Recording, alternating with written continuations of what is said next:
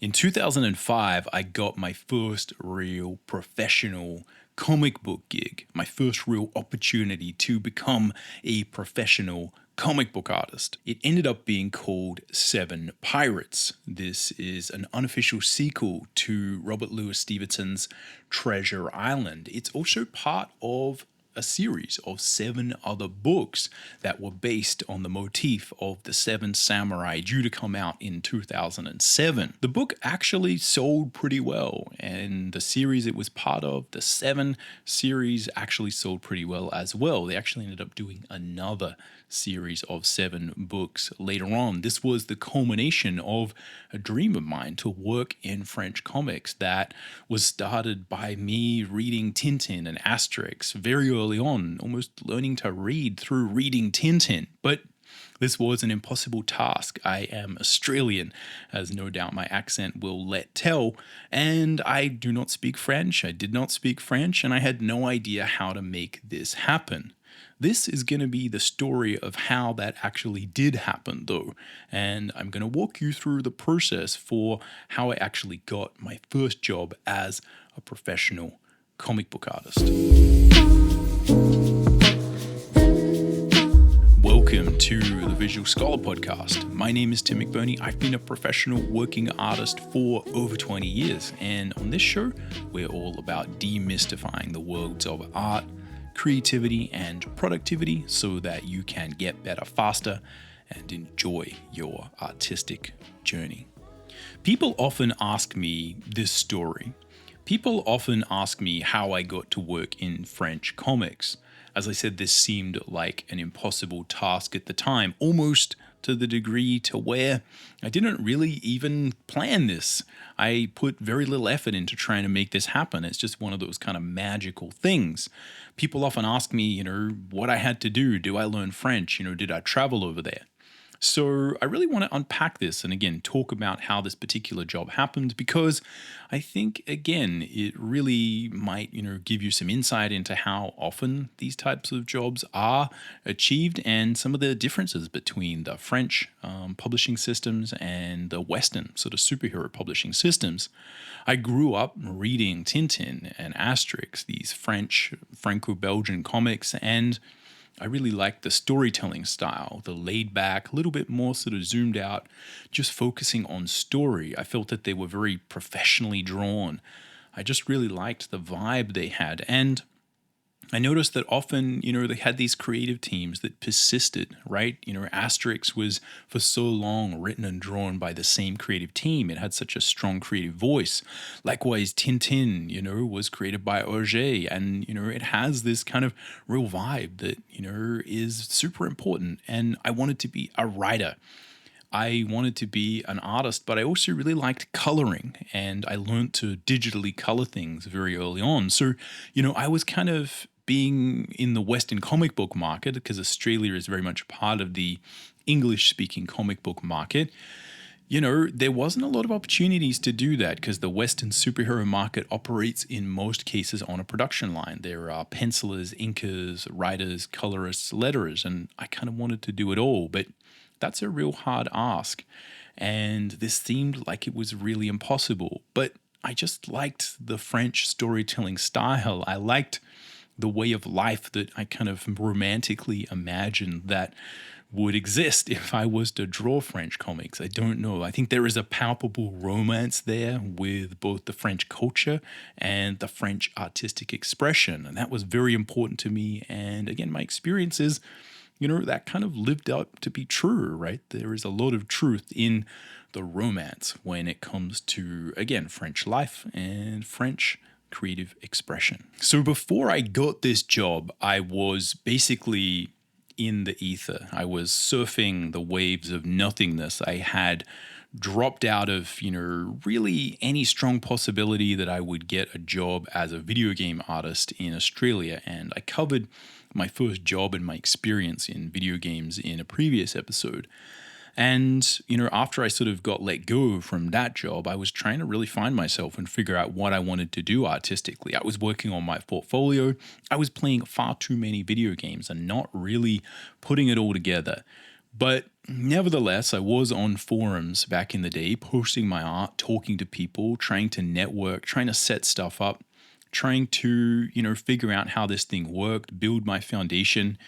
And, I was, sort of getting my name out there. People knew who I was to a certain degree. The artistic community back in the early 2000s was very small online.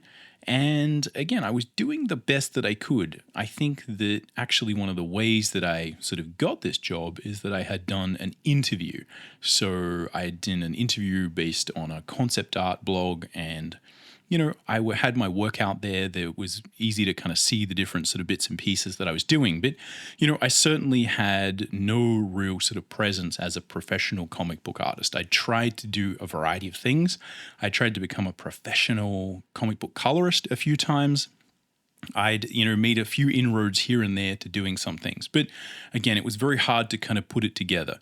The best way I could describe that time before I sort of got published was that, again, I didn't have a strong direction. It sounds really cliche, but that's the best way of putting it. I didn't really have a solid pathway that I knew would work, so everything was a little bit aimless. A big part of what I was doing, though, was getting approached by other, what I would call sort of amateur writers, or writers who were just also trying to, get their name out there and, build their craft. And I was working with a variety of people, and, over maybe sort of 2 to 3, maybe 4 years, I was constantly dealing with the potentiality of maybe working on something soon. I was dealing with other writers. We were trying to get pitches together. I was doing pages. But none of it was really working out, let's see. I was really struggling with this style concept, which I'm sure everyone can relate to. I was trying to find my style, find what would make me unique. And, it wasn't really always gelling. I worked with some writers who were probably a little bit too amateur, and we never really got to the point where we created something that was a pitch. That was always the goal. Make a pitch, pitch it to someone, pitch it to Image Comics or something similar, try and create some pages and samples. That was kind of the world I was living in. But again, I feel like I was probably in the wrong milieu. And I think this is really important to understand that one of the biggest challenges you have as an artist when you're just starting out is that there's a whole bunch of people around you, and there were a whole bunch of people around me, and it was really hard for me to tell which ones were real and which ones were not. There's typically two types of people who are aspiring artists and creatives. There's people who actually want to do it, and there's people who kind of want to talk about doing it. And often people just kind of want buddies and friends to kind of talk about maybe doing something big one day, and they kind of work on it. But there's often never that commitment or understanding of what it actually takes to create the thing. And I think that was a big challenge that I was running up into. I was trying to get stuff off the ground, but again, it was really challenging to find someone to work with at the time. But I probably had, I would say, and this is important context, the reason I kind of cover it is, I probably had done 2 or 3 kind of pitches at that time where I'd kind of worked with a writer, and we tried to get a series of pages together that were kind of working. I'd done a whole bunch of character designs for a few different projects, and they kind of just hadn't really gone anywhere at all. And again, that's important to note because it'll flow into, again, some of the problems that I had when I actually started working on this book. So people often ask the question people are actually sort of asking is like, how did I get in contact with a French publisher? How did this happen? How did I manage to make this happen? And I remember this thing like it was yesterday. I had been working with actually another sort of European writer, and we've been trying to get this project off the ground. And I thought this was a really good sort of window into this opportunity, right? Because I already knew someone who potentially could, bridge that gap, the language barrier, and sort of have contacts within the French industry. But that project really turned sour really quickly at the end. and we sort of didn't really agree on, how the pages were looking. Again, a lot of that was my fault. I was not really at a good professional level, and I was trying to do a bunch of stuff that probably wasn't me really committing to the project. The bottom line was I was really struggling to put enough detail into the pages, and I've talked about this quite a bit. One of the main, things I often talk about is how important secondary form is from an artistic craft perspective, and I really lacked that at the time. The pages were vague. I really wasn't able to kind of figure out how to get the detail I needed in there. And again, I was struggling with how long should these pages take? All these questions, right?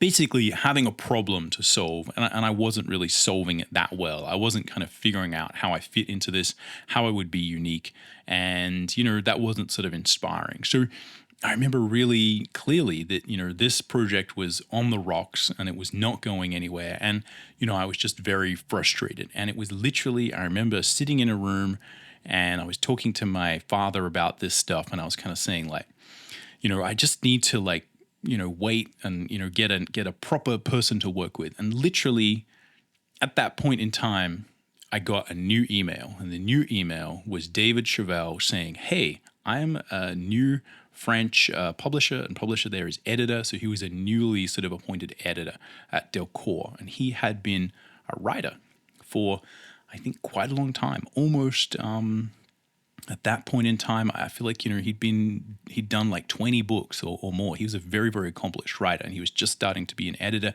and he had this idea for this set, the 7 books of 7. And he sort of pitched me this idea. And I remember saying like, this is what I need. And this email, it literally popped into my life, into a conversation in the most ridiculously magical way. And again, looking back on it, these things are just weird. But everyone always asks like, how did you do it? And I'm like, I have no freaking idea. This French guy, David Chevelle, who was an accomplished writer and an editor, just picked me out of the blue and said, "Hey, Tim, do you want to work on this French book?" And I said, hell yeah. Now, one of the things I'm often talking about when it comes to generalized career advice, as much as I can give out career advice, because I feel like my career has been fairly chaotic. I do know a lot of creative professionals who work in, film and games, and, they did this thing where they went to study at Art Center and then they got a job very soon after, and then they've just been working forever, and their sort of career path is just a matter of like, I moved from this company to this company to this company, and then I went freelance, and then I made my own company or something like that. It seems very linear to me from the outside. My career path seems completely chaotic, and I feel uniquely unqualified for giving any sort of linear advice. So the way I like to do this again is just to kind of share the experience, right? Because it is sort of chaotic. But the way I kind of rationalize a lot of these things, as I've often said, is to think about it as opportunity, right? We need to prepare ourselves for the opportunity, make sure we try and position ourselves for a good opportunity. And then when it comes, you need to jump on it, right? And ride that wave and see where it goes. And this was, I think, the first time, I really saw that kind of happen, where I saw that, I was kind of putting things out into the world. I wasn't really in control of this, but nevertheless, this opportunity came my way. And the good thing is that even though I feel like my skills were not really where they should have been, and that's something that, again, I'll sort of dive into in a little bit, I feel like I'd known enough of seeing other emails that come through and other opportunities that come through and working with people where I felt like we weren't actually progressing. As I said, there are people who like to talk about being comic book writers and talk about being comic book artists, and then there are people who actually do it. And there's a distinct difference in the way these people sound, the way the email sounds. And I'd gotten to the point through many failures of being able to see that this email was real, that this was a real opportunity. And that was very exciting, but it was very obvious that this was a real deal, and this was a real publisher, and this was a really, really good opportunity. And that's why, again, I really put all of my focus and energy into it immediately. As I said, this was a book project that was part of a series of 7 other books, all with the motif of the 7 samurai. These were going to come out in 2007. It was kind of a high concept idea. And because of this, there was a deadline, obviously.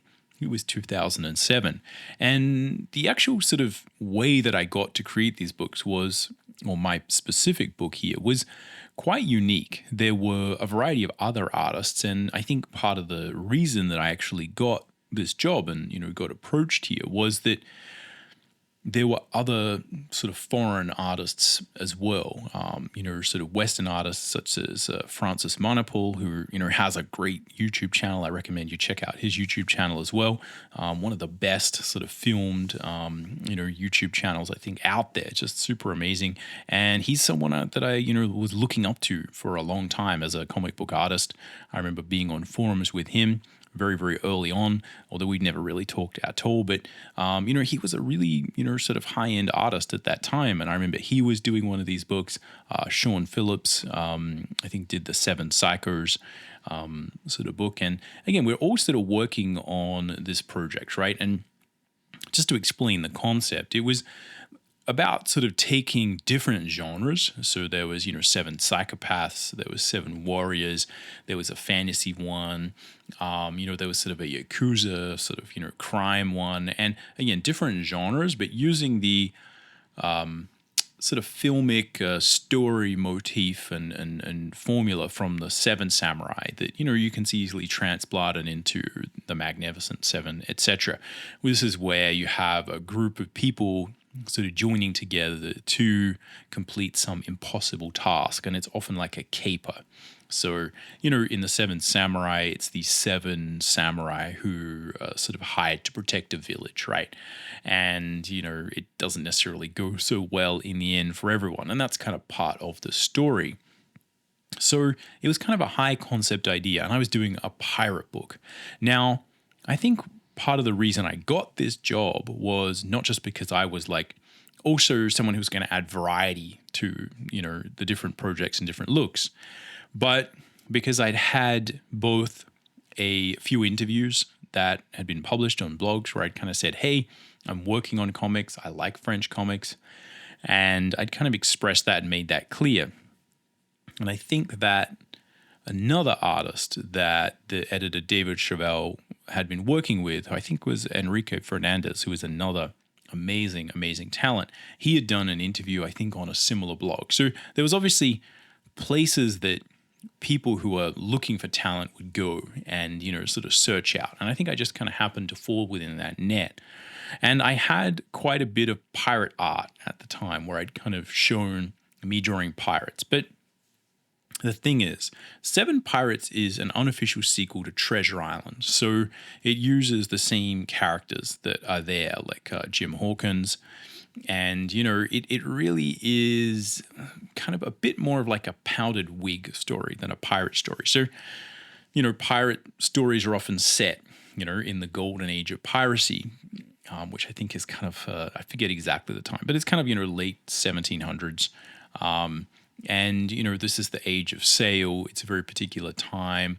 And sure, there are pirates, right, which is the motif I was interested in, which is, people jumping around on ships, fighting each other with swords. But most of the actual stories are about, people talking, and people who are talking or wearing these powdered wigs and, these kind of sitting in very boring English taverns.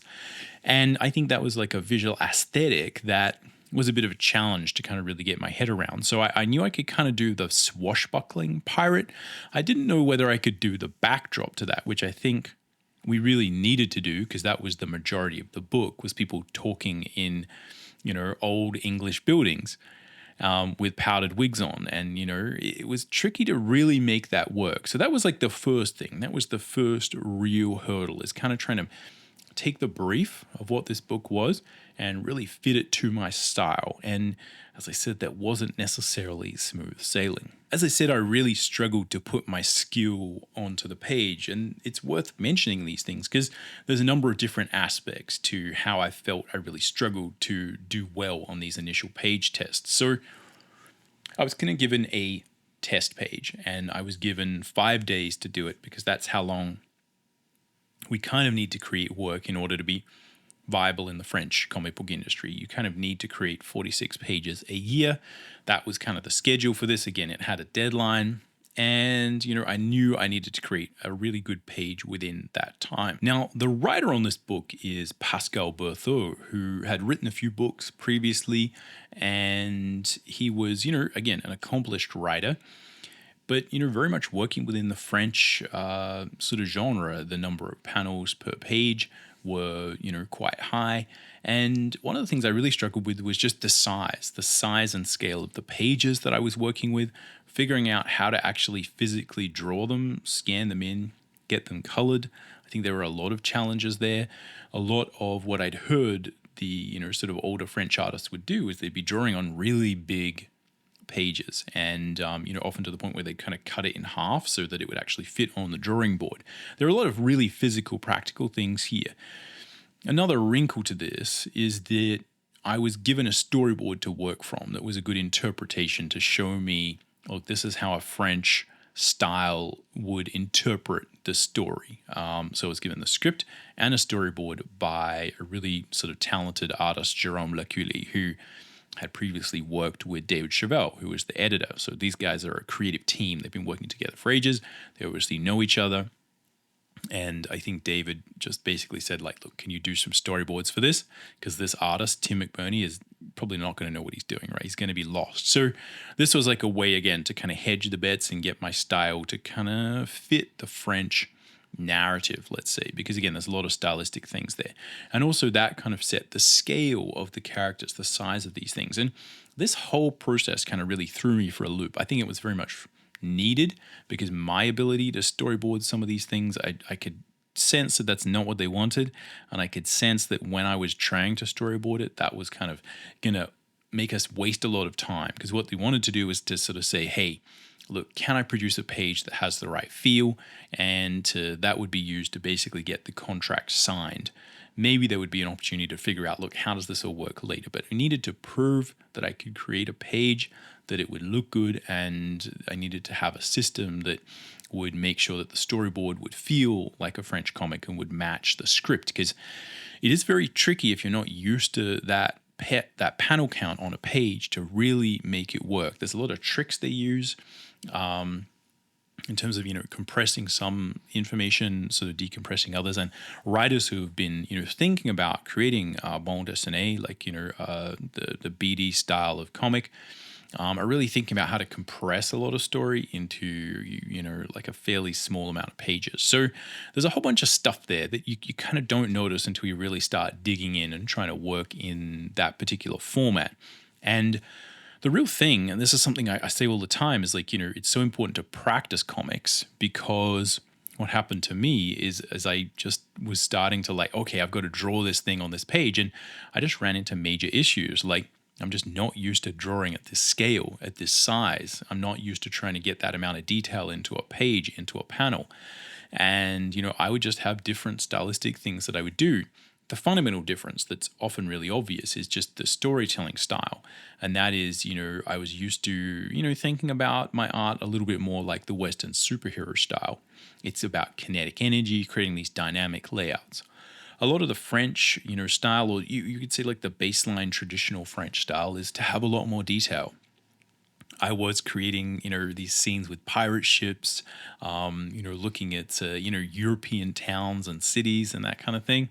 And if you look at how that's normally handled, people are creating these beautiful illustrated sort of environment shots out of that and making this art out of that stuff. And, as someone coming from the Western tradition, that's not really what we do. It's typically like big characters kind of fighting each other, and that's where the dynamic visual sort of, excitement happens. So a very big challenge there in terms of just like figuring out like, okay, how do I do this? How do I sort of get that happening? And just the size of the page, all of these things were a major challenge. So the first test page that I did ran into significant problems. Another major thing that was a problem was just my ability to get contrast into the page. The style that I had, I think, probably wasn't fully optimized for print at the time, and it was something that was kind of noted. And this is also a real challenge when you go from working with your compositions and your way that you might get contrast into a scene, and then contrast that pun intended, with someone else's way of sort of creating an image. So the ways that people make stuff look good is very different. And working with someone else's storyboard and layout meant that I couldn't use a lot of the tricks that I was normally using with my style to create interest. And yeah, it was a challenge. Basically, the feedback was this page is not detailed enough and it does not have enough contrast. I would say the bottom line is my style really wasn't working. This is something that I'd been trying to get working, and I kind of had these ideas of mixing painterly looks with line work. And my basic process, again, if we want to sort of actually get into the nitty-gritty of it, it was that I was kind of creating a drawing traditionally, and what I was doing is sort of scanning that in, and it was a little bit sketchy. And what I did is I was actually using Corel Painter at the time, I think, if I'm not mistaken, and I would sort of create a painterly kind of color pass on that was a little bit sort of toned down, and I was really trying to get like a lot of looseness with those brush strokes, make it sort of expressive. Again, I didn't really have the foundation to be able to do this properly now that I look back at it, but that's kind of what I was doing. And then what I do is, like, once that base was there, I'd sort of actually add lines over the top, almost do my inking pass over the top of these baseline colors, and then I'd be picking out highlights. And I had this kind of plan for how it was all going to work, and it just didn't work. That's the problem. It just was a complete, like, a little bit of a fail. I wasn't able to really get it working and properly convince people with these initial pages. And again, if you look at I might actually do a follow-up on the Drawing Codex channel where I kind of show some of these things because it makes it a little bit more easy to understand. But the bottom line is the style I kind of had imagined just kind of wasn't working, and so I had to think fast. But this process of getting from, okay, yes, like, let's go do this, to you have a signed contract, you are actually doing this book, it's due on this date, that took like quite a few months and many test pages. Problem here, as I'm always talking about, is that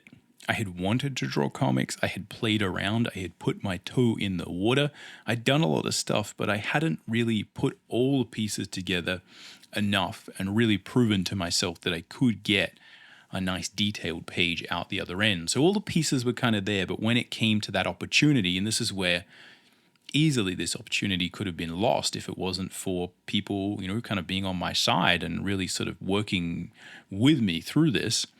But, I wasn't really able to put it all together. And I think this is such a dangerous point. And it's why I'm always recommending people, no, if you want to draw comics, if you want to do something, go do it. Because that way, when you get the opportunity, you'll be able to prove that you can do it, and it'll actually kind of work out. And I think it's actually problems I've had even recently trying to get sort of comic book projects off the ground, where, again, I have an idea for how I want it to go, but, the art style and the thing that people are wanting is just a little bit different to what I'm actually imagining. And because I haven't done a whole book and I can't prove like, hey, no, this idea I've got is going to work, and I haven't worked out the kinks myself in that style, in that process, which often, look, it doesn't take that long, but it does take a while, that, I just didn't really have it there. So again, this was a really sort of touch and go point in time. I had to do, I think, 4 or 5 different test pages at the time. And, the first one was kind of okay. The second one was like, oh, it's like good, but it's not actually better. And then I did another one and it still wasn't that good. And I think it was, then I finally did one that was kind of a pirate page. It actually had pirates in it. And I think that's where they kind of saw that, like, okay, maybe the sort of powdered wig side of this story is maybe not going to be the best, but at least I could kind of handle the buckling side. And I think in that particular image, the painterly style I had, which by the end of the book, if you look, I completely abandoned, but the painterly style was kind of working on those pages. And I think eventually they just kind of gave it to me, right? Everyone kind of signed on to make it work. And eventually, I did get the contract. And this is where I really think it's important to, note some of the differences that I've experienced anyway. And again, just looking from the outside, working with a lot of these sort of French editors and publishers, I was working with David Cheval, and he is a writer who's worked for a long time. And, he's someone who would have come up and known a lot of these process things. His advice and, his tutoring was invaluable. He knew a lot about the process of creating comics on a very granular level. Like his feedback was super practical, always on point. And he had a real feeling for the artistic journey that I think is so valuable. And I think it really speaks to the way that the French publishing system, especially with comics, works, or at least worked for me at that time, where you really had, there like an editor slash publisher who was looking for talent, and not just looking for talent, but kind of keen to engage with new talent and keen to kind of show them how it was done. That was kind of part of the process. And I guess the goal there, if I'm to sort of, assume, is that, the idea is that builds a strong relationship, and, finding that talent, developing that talent, if a few of those people go on to become big names, then again, you've built those relationships, because it's very easy in the French market for artists and creators to swap between publishers, because there's so many different publishers and they're all competing.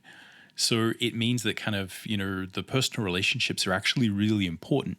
But I do think that it's very interesting to me to see the difference there, where it really does feel like in the Western superhero market, or, the Western independent market, it's very much on the shoulders of the sort of people creating it to go seek stuff out, right? And, apply and keep sort of nagging these big publishers for things. And I've sort of seen this other way of doing things work out quite well, where, again, the French system is a little bit more about, people going out trying to find talent, like find people who are creating comics, I've seen David Chevelle take, someone's comic that they were kind of working with and say like, hey, do you want to get this published? And then work with that person to try and get it created, because again, he believes in the creative vision of that artist. And just that whole idea is very alien. But again, it did speak to me very deeply about, again, the romanticism of the French system and the French approach to art. And that whole sort of side of things was very good.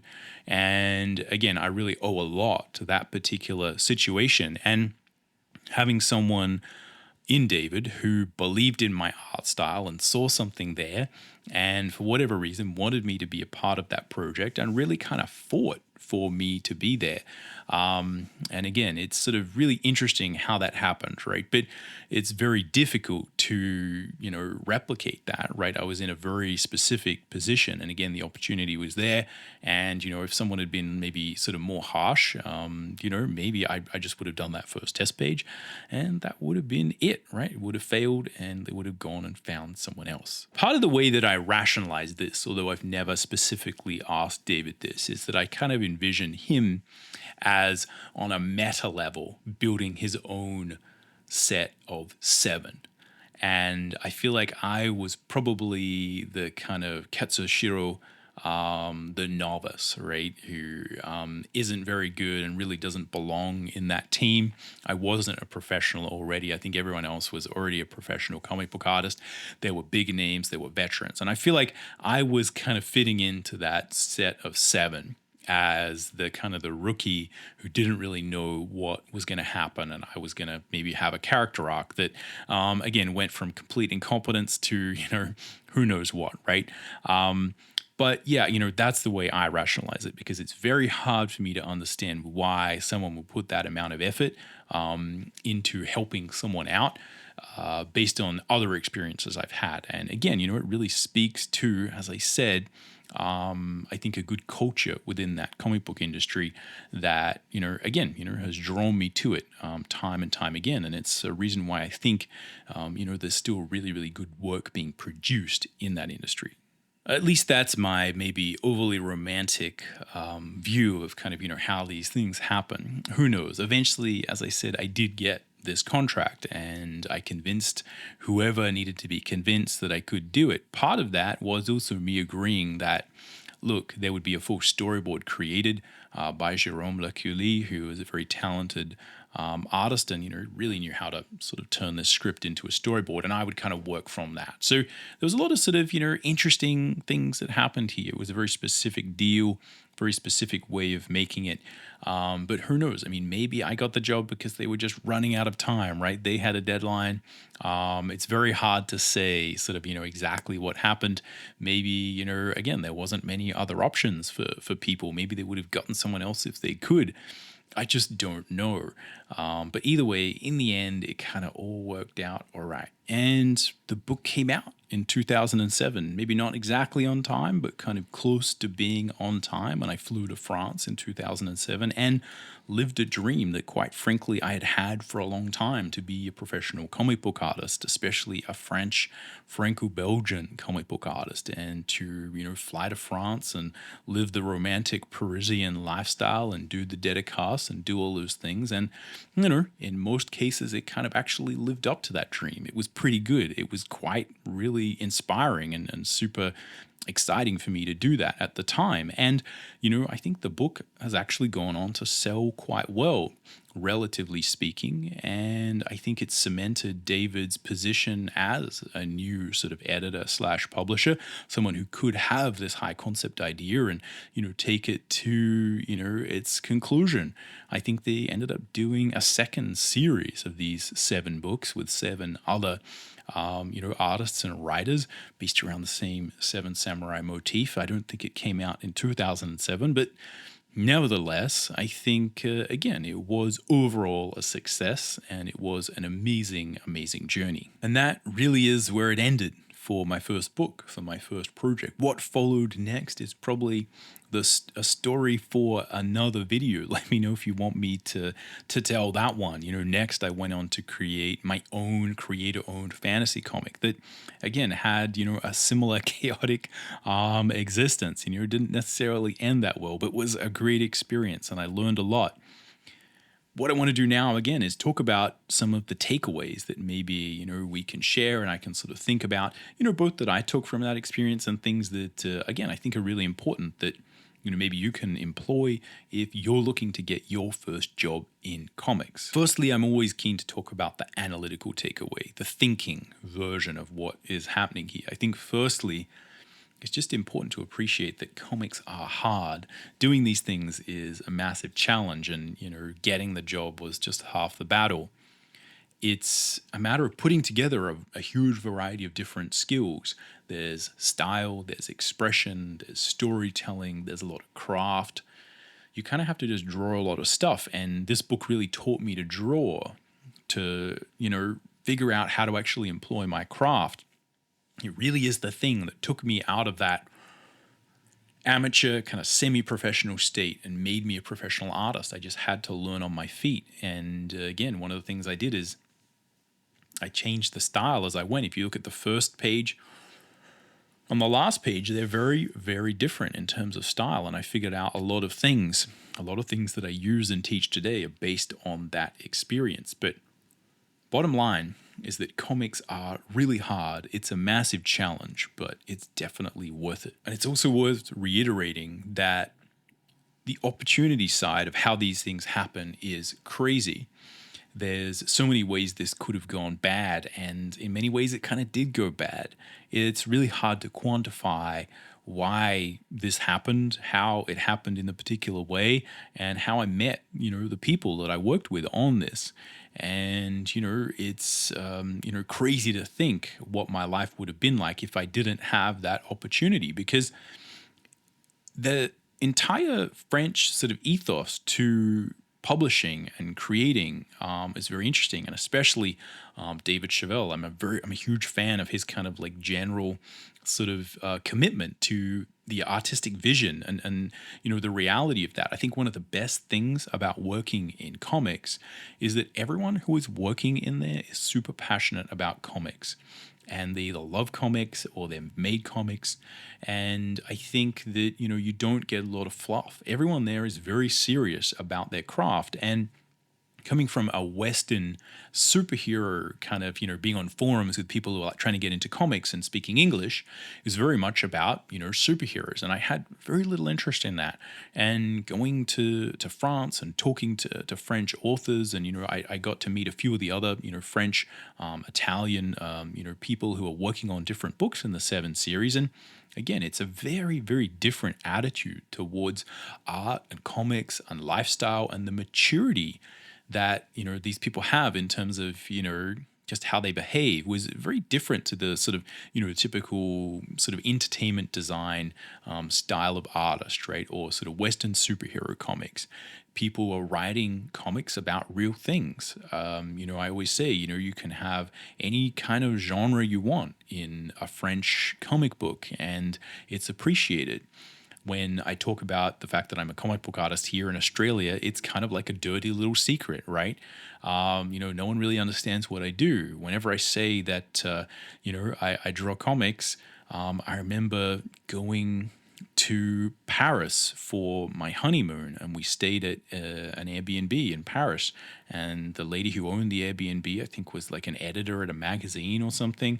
This was a really sort of fancy Airbnb apartment.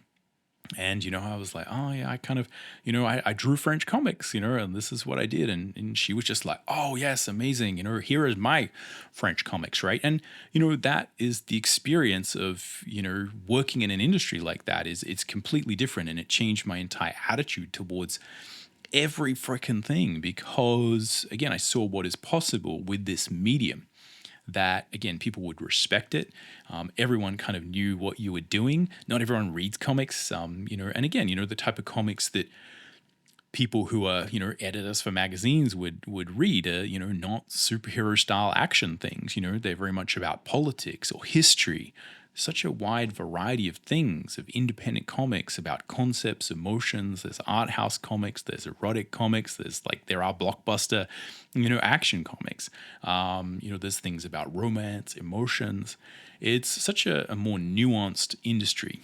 And again, I really sort of took that to heart. And again, it changed my entire view of what is possible with comics. So anyway, and I also think that the approach that I saw and I got to be a part of, where an editor and a publisher was really going after talent and trying to find people who had something interesting that they thought to say and then work with them to build and develop that talent, is, I think, a skill that is really missing in many cases from the Western superhero comic book market.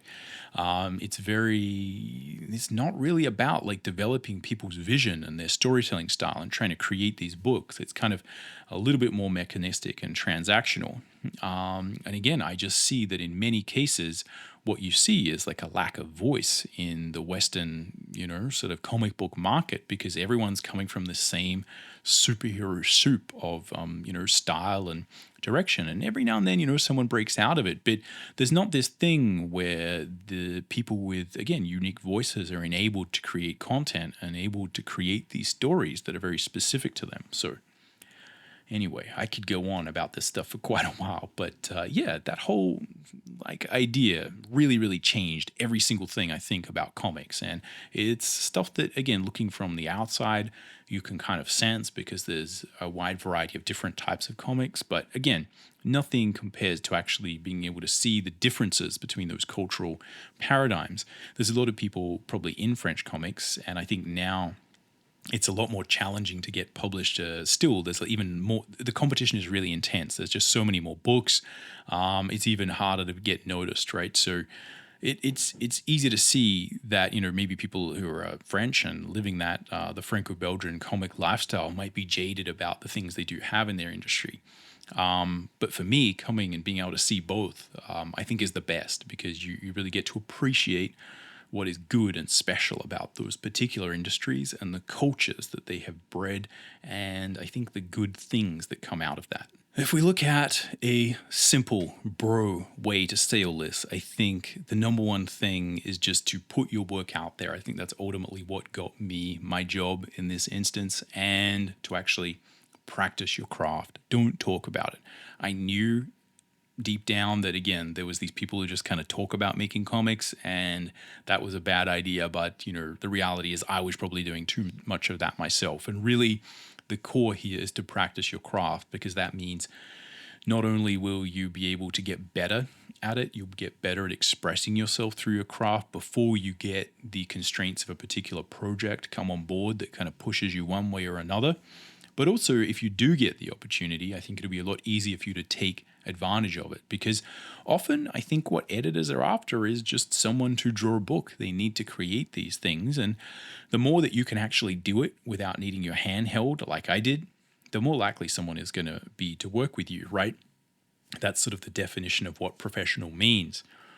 So the more you practice your craft, I think the easier everything is going to be. That wasn't quite such a short sort of bro level thing, but anyway, hopefully you get the idea. If we look at some really simple sort of actionable takeaways, right? What can you actually do?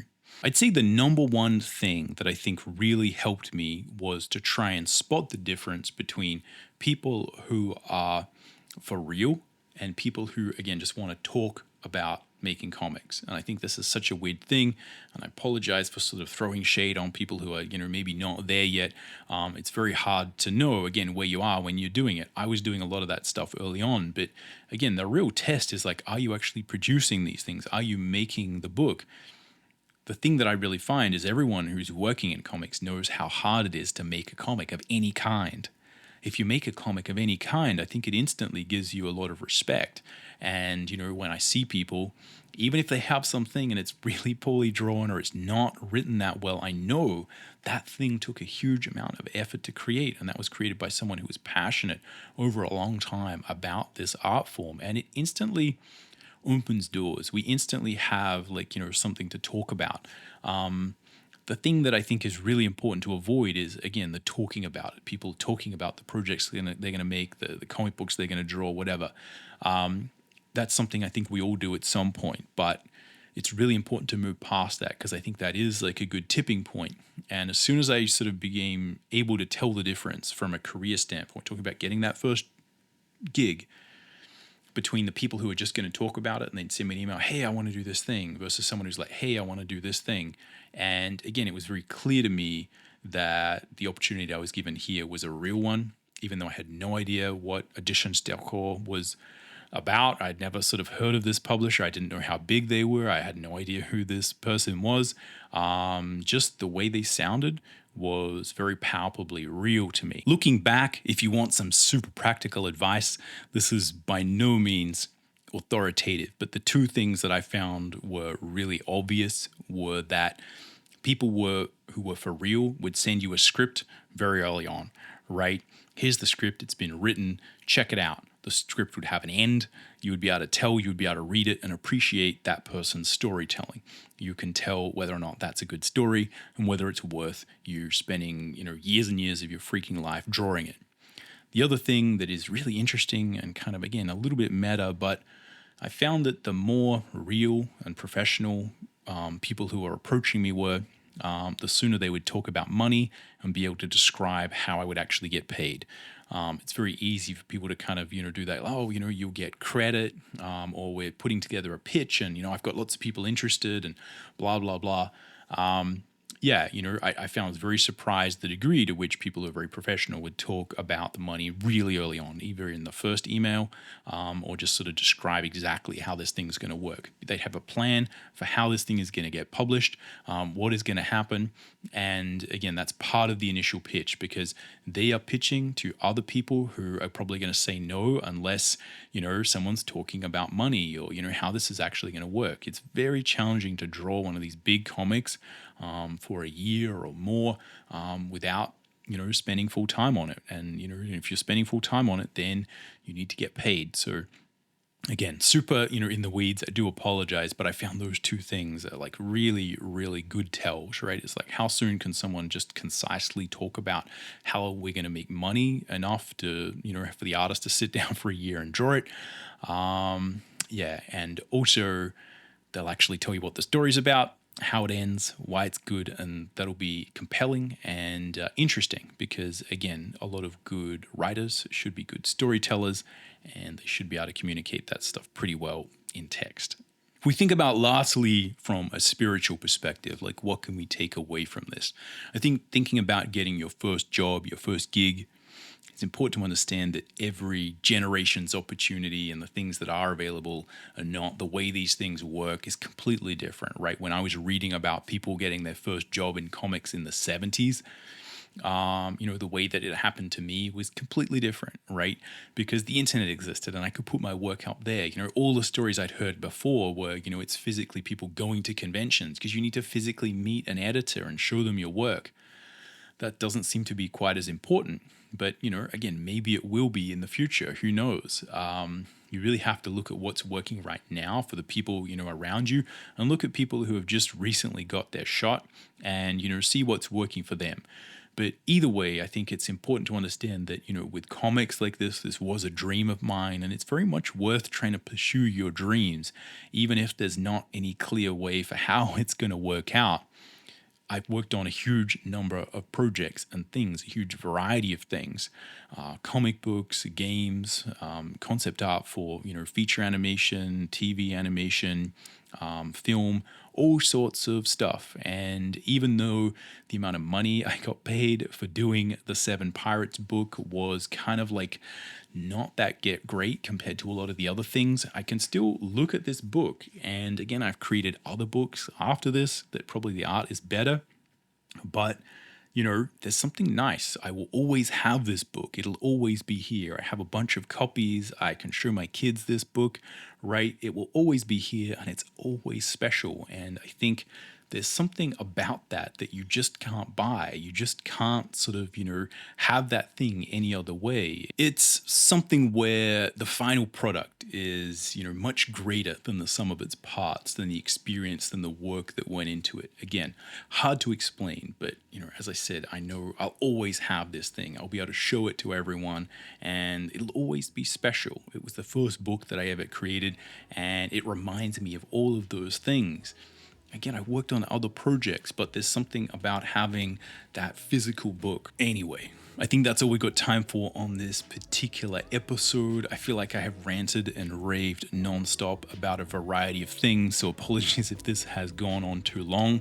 Let me know if this kind of storytelling about how I got, these sort of particular projects off the ground helps you in some way. Again, I feel like for a lot of people who are struggling with these issues, it might be good to kind of hear all these details and really kind of have this stuff hashed out.